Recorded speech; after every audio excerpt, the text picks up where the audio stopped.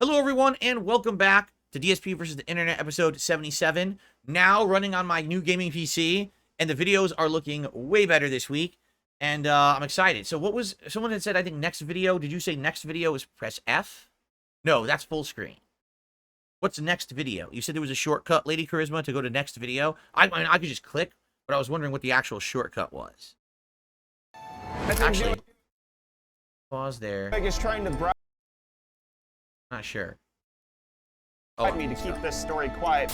They changed the story a few times. I contacted you, and you just let it fall by the wayside. And honestly, that's what it all boils down to, is time and money.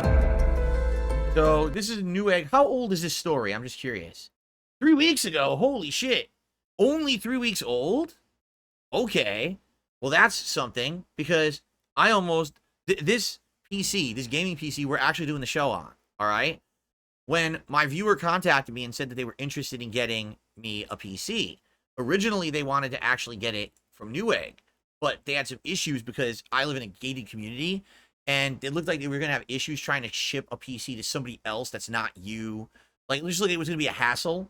So then they ended up just getting this off of Amazon for me. And it's great. It's an amazing PC, by the way. Thank you so much to the viewer. I mean, my God, my content's going to get so much better because of this PC now.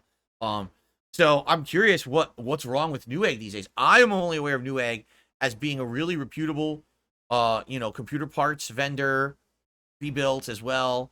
Back in the day, I actually bought some stuff from NewEgg. When I was a guy who built computers in the 2000s, I used to get parts off of NewEgg back in the day. So let's see what's going on here. I don't know.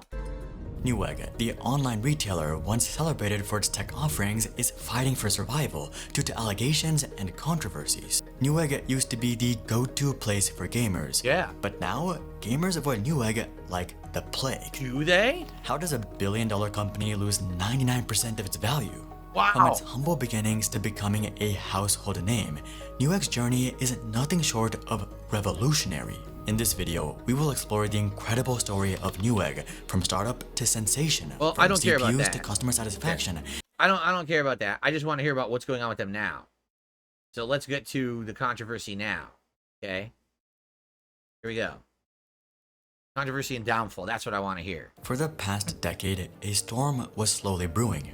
Negative comments about NewEgg started to pop up here and there. People began reporting strange support experiences, most of which had a consistent theme. One customer purchased 2 motherboards and received a faulty one and one in poor condition.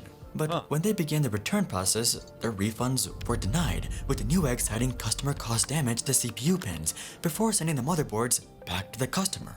The only issue is that these pins were perfectly fine when the customer sent in the motherboards. Now, of course, even the best retailers can't get 100% customer satisfaction, but this was different. NewEgg was denying returns on products that seemingly damaged themselves. And that's weird, because if you're a reputable company, right, and you are like top of the industry, why would you want to scam your customer? Your customer loves you. People are giving you their business in droves. You wouldn't want to break that customer trust, right? You would want to retain it. So why in the heck did they start doing this practice out of the blue? That's a little fishy, no? Wow, it's kind of odd. Like, what was the catalyst for that? the story wasn't out of the ordinary either. Customers began compiling and sharing negative reviews of terrible customer support with similar themes. I spent close to $2,000 with them to build a system for a client. Never worked. Determined it was a bad stick of RAM, I specifically mentioned the damage to the rep on the phone. Was told it would be no problem. Sent it back, and they denied the return. Told me that they do not accept damaged returns. It arrived damaged. But NewEgg didn't change, perhaps because of incompetence, but maybe for another reason. In their eyes, they didn't need to. They hold all the cards in the situation, and there's absolutely nothing I can do. But despite customers seeming powerless, everything was about to change for NewEgg. One incident would catapult its negligence into the spotlight, which brings us back to 2022, when they stumbled onto one customer who would level the playing field. Comes down to NewEgg has, we feel, stolen $500 from my company. In 2022, the YouTube channel Gamers Nexus returned an unused motherboard, which fell within NewEgg's 30-day return policy. And NewEgg's customer support reared its ugly head once again. This is where these companies don't understand the power of social media following. They've lost touch with what's going on. right now, a YouTuber has clout, especially if he's only over 2 million subscribers, right? This guy gets treated badly. He can literally put them over the coals for that, right? And that's going to hurt their bottom line because this guy probably has hundreds of thousands of views on every video he puts out.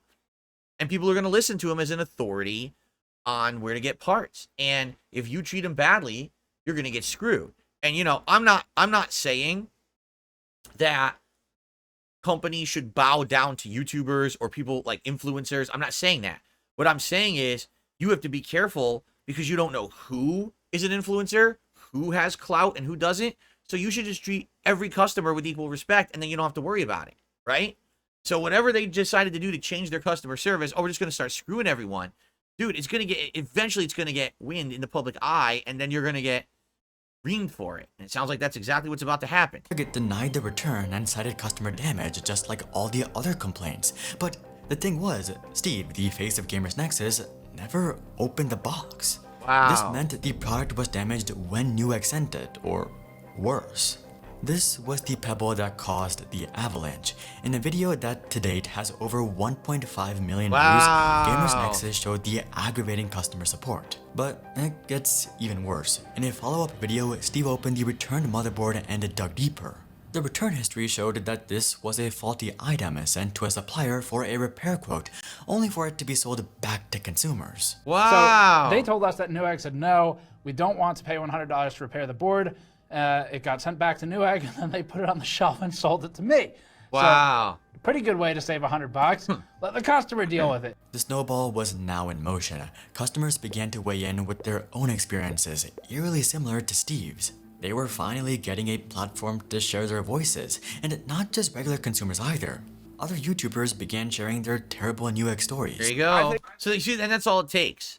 It takes the first movement, the first push, the first drop in the lake, and the next thing you know, there's a downpour. Because all you need is that one person to give that story attention, and now everyone's like, oh wait, I went through that too. I went through that too. But previously, we were just nobodies with no voices. But now that someone notable had that experience, now we can chime in, and now all of a sudden, our voices are heard. You know, the power of numbers. I think NewEgg is trying to bribe me to keep this story quiet. NewEgg sponsored 2 of our videos in 2020, never paid us for them. NewEgg sponsored our charity stream in 2020, and then never gave the product that they sponsored to the winner. What the Instead, hell? I had to personally give the product to the winner myself. Then other YouTube channels and commentators all began to report on the story. Wow. Everyone was looking at NewEgg and they went into panic mode, so they released a statement on Twitter. A very small number of returns may not have been thoroughly inspected, and these were unintentional process errors and isolated incidents. Right. This only added fuel to the fire because these weren't isolated incidents. There was a pattern across all the returns, one that everyone could see. Oopsie. At what point do we look at this and go, this couldn't possibly have been an error? This had to be malice. There's got to be, I don't know what, there's got to be something in here that's illegal. NewEgg reached out to the impacted customers, including Gamers Nexus and UFD Tech, but ironically, this reveals one of the biggest issues with NewEgg. Throughout the past decade, most customers would only get their issues resolved and their money back if they made enough noise. This wasn't NewEgg changing, it was just damage control. NewEgg only began to resolve the issues with Gamers Nexus and UFD Tech after they made public statements. Step 1 to getting a refund from NewEgg is spend 14 years building a YouTube following, and then step 2 is tweet at them. They're you go. not sorry for what happened, they're sorry they got caught and exposed. Right. NewEgg's fall came down to one thing. NewEgg wasn't proactive, they were reactive. They only appeared to make things right when under the spotlight. And even then, people aren't so sure. During the peak of the drama, NewEgg's leadership agreed to meet Gamers Nexus in person. While a great gesture, most of the conversation had heavy corporate speak with little promise of real change. Perhaps part of the problem here for NewEgg, just analyzing it in a way that's designed to hopefully help them and other companies, is that a room full of executives could not commit on camera in an instant to open a simple mailbox. But things aren't so simple. It's hard to blame leadership because the turnover is so high. Most of the executives had only been with the company for a matter of months, and it appears this trend of poor retention hasn't improved much either. And that brings us back to NewEgg today. Has their reputation improved at all? Well, NewEgg's repeat purchase rate has decreased from 31.3% to 29.2%. This is still it's a 2-year-old video, sadly, right? So it's a little outdated. No, this is from 3 weeks ago. He only covered the information until 2022. Maybe that's all that was publicly available. It's a little weird. It would have been nice to see the fully updated information. Value has also declined from $411 to $379, which tells us one thing. Customers aren't coming back. They simply don't trust NewEgg with important purchases anymore. Motherboards, graphics cards, CPUs are all fragile and expensive and often well over $379. The saddest part is that customers want NewEgg to succeed. For those of you who have Micro Center or some other alternative to NewEgg and Amazon, that's great. But a lot of people, including us, really don't. And we don't want Amazon to just become a monopoly. So can NewEgg bounce back? Well, in their 2020...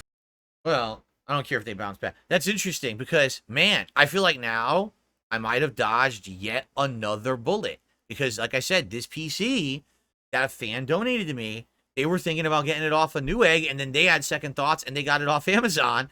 And now maybe this was a factor. Maybe they heard about this. Because, man, imagine if I got this PC, and it had a faulty part. And then I try to return it, and they're like, oh, no, you broke it, or, you know. The heck? This is supposed to be for a business, right? This is going to be front and center in the middle of my business. I've literally used this PC for 90% of the work I did this last week. All the games I played, all the streaming I did. The only thing I didn't do on this was when I played Nintendo World Championships. Everything else, even this react show right now, is on this PC. So imagine now I get it, it's busted. And I say I'm going to return it to NewEgg, and they reject it. I would have done a story. Now, the thing is, I'm small time. Okay, guys, let's be honest. Right now, I got 300 people on the stream, right? Oh, I have almost 400 people on the stream. Thank you, guys. I appreciate that. I didn't even know how many people were here. So I don't have a lot of clout, right? If I complained, no one would care, right? It's true. But maybe if I complained and 10 more people complained and 10 more people complained and we all stacked on, then maybe someone would care. But wow, I'm glad we didn't get it from NewEgg. Wow. Well, to the fan again who donated this PC, smart thinking. That was really smart. Okay. Yeah, I know 20,000 people watched my video from last night, but that's a special event. My normal stuff doesn't get that much clout. Come on, guys. Okay. Cool. Let's move on. Again, I wish I knew what button is next video. Does this say? All right. This is a new game. A Quiet Place: The Road Ahead? It's a video game? A Quiet Place is getting a video game. Oh, okay. I didn't know this. This is PC. Cool. I did see A Quiet Place Part 1. I didn't see the sequel, but I saw the first movie.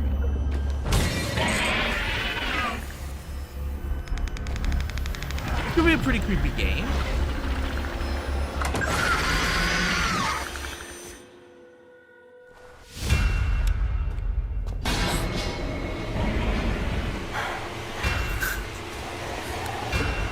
You have an inhaler? Oh god, let me guess you cough and make noise and then the monster comes after you. Quiet Place for it. Oh, it comes out this year? Really? Really? I had no idea about this game at all. When was this announced? 6 days ago. No wonder I didn't know about this game. That sounds fun. And that's October. That's a great horror game for October. I'm putting that on my list right now. Whoever submitted that, thank you. Looks decent. Looks decent. I mean, it doesn't look amazing, right? It's not like blowing me away or anything. At the same time, it looks pretty scary. Look, it could be scary. I don't know. I'm gonna put that on my list. Sweet. What am I doing here? The wrong screen or the wrong thing. October 17th. Okay. Right in the middle of October. That's a pretty good time for that. So A Quiet Place. October 17th. Cool. Another game to add to the very busy fall gaming season list, right? Shortcut for next video is Shift and N. I'm not doing that. I'll never remember that. I'll just use the mouse. I'll never remember to do that. Okay. Next video. Is this Desk? The 7 secret characters, Marvel vs. Capcom. Desk makes all these videos, right? Yep, desk. Cool. He makes good stuff. Showing you all the secret characters in Marvel vs. Capcom 1. They all need a code on the character select screen to be selected and played with. Out of all of them, the best is Gold War Machine, by the way. His character is insanely good. He has permanent super armor, which means he can never be stunned. You can hit him and deal damage, but he keeps attacking you no matter what. So it's kind of like a double-edged sword, because if he gets caught in a big super, like let's say like Ryu does a super fireball, he can't get out of the way or block it, so he just takes all the damage and he eats it. But he blows through attacks. There's a lot of characters can't even hit him. They try and then he just punches right through. So he's quite a good character, especially when you do double war machines. You can do a double team attack where they're both shooting a million missiles on the screen at once. It like destroys the game and it does insane damage. It's pretty crazy.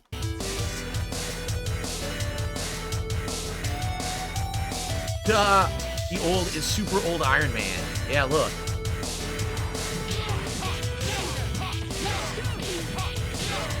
Infinite combo. Yes, there's a million infinite combos in Marvel vs. Capcom 1.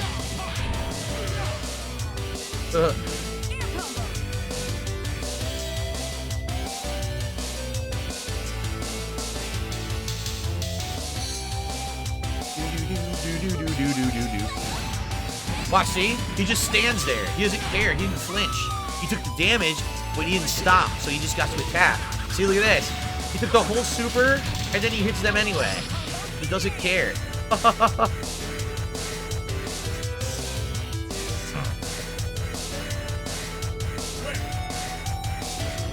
Oh, yeah. Look at that. If two Gold War Machines do down heavy punch at the same time, this glitch happens. Just an infinite hit glitch and they kill each other. This brings me back, man. This brings me back. It's so awesome. I can't wait to play this when the MvC collection comes out. We don't know when it comes out. It doesn't have a release date yet. When it comes out, I'm playing this, man. On my new PC, it's going to be sick. I'm really good at this game, by the way. I was one of the best in the country at the time of its basically kind of retirement. So I can't wait to play it again. I'll probably be rusty as shit and suck at it now, though. Red Venom is so broken. This character is insanely fast, and he can do crazy infinite combos very easily. The trade-off is he takes insanely high damage, okay? So here's his infinite. That's his infinite right in the corner. And this is so easy to get. The problem is if he takes a hit, he loses like 80% health for one combo. So if you hit him twice, he basically dies. So you have to play perfectly. Yeah, they made him red, so everyone thinks, oh, maybe he's Carnage, right? Could be.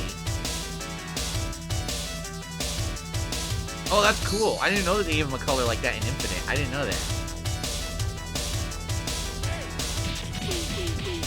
He has multiple Infinites. I was going to say he has the Juggle one here, too. Yeah. He has the Ground Infinite and he has the Air Infinite. I think that's it. I think those two secret characters are the only two good ones. I think the other ones all suck. Oh, you crashed the game? Look at this. Nice. Reset the game. That's awesome. There's another infinite, I bet. Yeah, I knew it. He has a bunch of infinites and shit.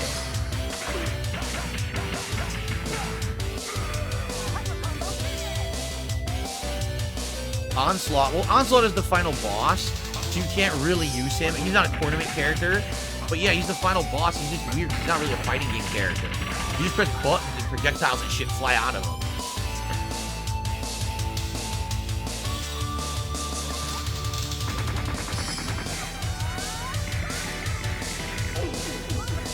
You get to play as the second version too? Oh wow. Giant Onslaught.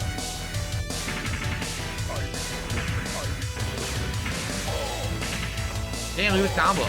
Oh, sick combo. Yep. He's basically supposed to be a fusion of Charles Xavier's psyche gone nuts with Magneto. That's why he kind of looks like Magneto, like armor. See? Yep. But he's not a tournament playable character, so most people don't even remember that you can use Onslaught. I think he's only console too, I think. I don't think he's an arcade version. I think he's console only, if I remember correctly. Mind Blast Infinite Combo. Yeah, the computer would not do that, luckily. Because you control them at the end of the game. It did that for pretty cheap. Oh, look at that. Oh, that's cool. Fight a clone. That's pretty neat. Full access to the character for around 25 seconds. Look at that. Awesome. World Clutch. Excuse me. Alright. Let's, we're gonna skip around this one. Hold on. I'm just trying to remember. Orange Hulk sucks. He's Hulk without super armor, which immediately means he can't get away with a lot of his combos and moves. And his damage is greatly reduced from regular Hulk, so actually he's not very good. Roll is horrible. She's a fun character. Basically, Roll is like the other robot that Dr. Light made, the maid robot. But she stinks. She's really bad. She has like no good attacks or anything. She's just kind of a gimmick character. And Shadow Lady is Chun-Li, but it's Chun-Li with a palette swap and a few new different moves. But again, she's not very good. And same thing, Lilith is like a palette swap of Morgan. It's not really Lilith from Darkstalkers, and she's not as good as regular Morgan.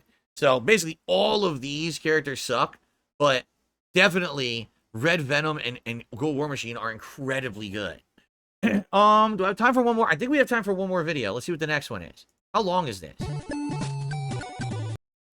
Oh, man. Let's skip the intro.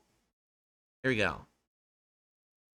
History of McDonald's. Here we go. They sold their first hamburgers for just 10 cents. In the 1940s, Patrick's sons Richard and Maurice McDonald joined the business, reopening the Airdrome in San Bernardino as McDonald's Barbecue in May of 1940. They realized the importance of getting food to their customers quickly, and also shifted their marketing tactics to encourage people to eat their food and leave the restaurant faster. These included spreading their seating out to make it more difficult to socialize, angling their seating so patrons were hunched over their food, using cone-shaped cups so customers would not be able to put their drinks down, and turning off the heat to discourage people from staying. Eventually, they eliminated their car hop service and tables in favor of a self-service model they called the Speedy Service System. Additionally, they saw that they made the most money out of hamburgers and refocused their menu to focus on burgers, fries, and milkshakes. During this period, the brothers redesigned the kitchens in their restaurant to be more efficient, borrowing elements from White Castle, the first American fast food chain. On December 12, 1948, they reopened their restaurant once more, this time calling it simply McDonald's. In 1952, the brothers decided to redesign their building to make their restaurant even more efficient, and hired architect Stanley Clark Meston to make their new building and brand eye-catching. To work out the best positioning for the kitchen equipment, the two McDonald's, Meston, and Meston's draftsman, Charles Fish, charted out the exact measurements of each device on a tennis court. Meston's aesthetic design for the new building increased the visibility of McDonald's, including bright red and white ceramic tiles and two yellow sheet metal arches lined with neon. The arches were the idea of Richard McDonald, who thought the bright golden lights reflecting on windshields would attract the attention of people driving by. These golden arches would later be incorporated into the McDonald's logo in 1962, and the iconic M design was adopted in 1968. Interestingly, though the golden arches have become an integral part of the McDonald's brand, a few of their restaurants don't even use them. The McDonald's in Sedona, Arizona use turquoise arches. A franchise in Monterey, California features a black pair, and a couple restaurants in Paris and Bruges have white logos. These were all changed to comply with local laws or ordinances. The McDonald's brothers began offering franchising options in the late 1940s, but found very little success due to poor marketing and an aversion to advertising. After redesigning their kitchen and branding, the brothers sold their first franchise license to Neil Fox in 1953, who opened his McDonald's in Phoenix, Arizona. Fox later told his brother-in-law, Roger Williams, about the restaurant and encouraged him to also invest in a franchise. Williams and his friend Bud Landon opened their McDonald's in Downey, California on August 18, 1953.